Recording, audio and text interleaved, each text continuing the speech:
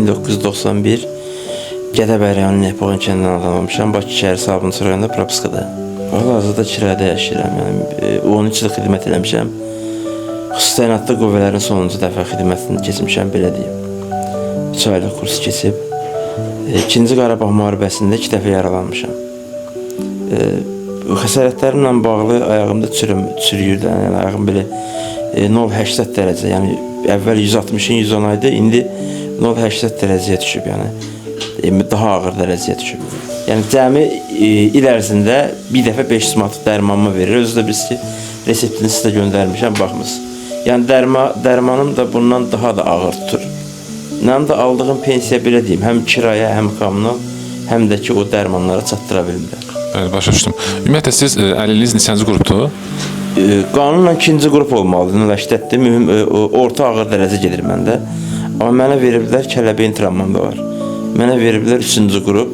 Hər 2 ildən bir də komissiya keçirəm, yenə əlilliyimi kəsiblər belə. Əlilliyinizin müddəti bitibdir, yenə yoxlanışdan keçməlisiniz, başa düşdüm. Ümumi olaraq təqaüdünüz nə qədərdir? Hardasa 700 neçə manata yaxın gəlir. 700 manat belə təxmini belə pul tutur da, hardasa 680 neçə manat. Geyim ala bilmirəm. Uşaqların məktəbindən bağlı çətinliyim yaranır. Dayanmadan dəftər, ruska qələm, plus da ərzaq, həm də belə yaşamaq çətindir də, belə deyim. Yəni bax sizin köməkliyinizlə bir dəfə peç almışam. Sizin köməkliyinizlə bir dəfə dəfələrlə dərman almısınız. Ərzaq köməkliyi edirsiniz. İndi sağ olun, Allah köməyinizə dursun.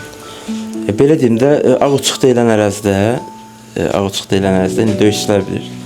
Bir dəfə 60-lıq minəmət düşdüyünə görə, indi bilmirəm, dəqiq 60-lıqdır, 70-lik, o yalan söhbət, o mərmini görmürük ki, o nə düşür ora. Yəni bir dəfə orada artıq partlayış mərmisindən öncə bir dəfə travma aldığıma görə bədəndə qəlpələr, sol gözümün qırağına kimi yəni qəlpələr dəydi. Travma aldım, kəlləbeyin travması. Bir qulağım başı işitmirdi, səsim çıxmırdı. Və buna baxmayaraq qanım axsa da yenə döyüşlərə davam elədim. Artıq 2-ci dəfə yaralanandan sonra çox ağır şəkildə yaralandığıma görə türklər Səfyan ərazisi, indi bilmirəm, müəyyən adamlar indi döyüş bölgəsindən sonra ərazilər adları dəyişib da indi nə qoyublar bilmirəm. Həmən ərazidə belə deyim, ağır travma aldığıma görə 18 nəfər şəxsiyyətin şəhid olmasından sonra 4 nəfər salamat adam qalmışdıq.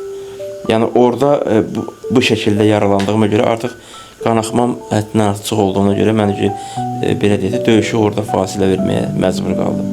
Və bundan sonra da artıq 2 gün ərzindən, 2 gün, belə təxmini 3 gün sonra yəni döyüşdən çıxmadım, amma lakin orada olsam da davam elətdirə bilmədim. Bir dəfə əməliyyat olmuşam, yəni Gəncədə, Paparində, bir dəfə hərbi hospitalda əməliyyat oldum, oynaqlarımdan çıxartdılar. Gəncədə, belə deyək də, Abbas Səhət xəstəxanasında öz büdcəmdən oldum. Sonra Şəmkirdə də yenə öz büdcəmlə müalicə oldum. Artıq çətinlik gördüm, yaranır. Bankdan da pul götürmüşdüm, pul da qutarırdı. Taksilər, nə bilim, dərmanlar, həkim, çatdırmaq olmadığına görə bankdan məcburiyyətdən pul götürmüşdüm. Əməliyyatlarınız nə ilə bağlı idi? Ancaq sırf qəlpə, belə deyək də, infeksiyalaşmış qəlpə yaraların evakuasiyasına, yəni çıxardılmasına. Ən son nə vaxt müalicə olmuşsunuz? Ən son müalicə, yəni sonuncu dəfə siz mənə dəstək oldunuz, yəni yadınızdadırsa. Yəni onda müalicə oldum. Yəni ondan sonra gücüm çatdığından, belə deyim də, bunun ərzağı da var, mənim dərmanım da var. Bunlar hamısı bir arada sıxıntı yaratdığına görə yəni mən müraciət elədim ki, mənə dəstək köməkliyi eləsin. Necə ki, dəfələrlə bunu eləmişsiniz. Minnətdarlığımı bildirirəm. Allah köməyinizə dursun ki, yəni heç vaxt yaddan çıxartmırsınız, dəstək olursunuz bizə. Çox sağ olun, Allah razı olsun. Biz təşəkkür edirik, qardaş. Biz qazilərlə sizinlə fəxr edirik. Bizim üçün döyüşmüsünüz. Mən ümid edirəm ki, izləyən dostlar, qardaşlar, bacılar dəstək olmağa çalışacaqlar. Mənim düşüncəmə görə ən azından bank borcunuz bağlansa və əlillik təqaüdünüz, pensiyanız bərpa olunsa müəyyən qədər işlər asanlaşar. Belə, biz istədik ki, bir qazimizin yaşayışını, onun çətinliyini göstərək və dəstək olmaq istəyənlər də dəstək ola bilərlər. Buradan dəstək olan fərqi yoxdur mənə, digər qaziyə, şəhid ailəsinə və yaxud da sosial problemi olan bütün Azərbaycan xalqına dəstək olan o bacı qardaşlarıma minnətdarlığımı bildirirəm. Allah köməyinizə dursun. Allah sizlərin ruzu bərəkətinizi bol eləsin, ballarınızı saxlasın ki, yəni öz halal zəhmətinizdən yəni ayırıb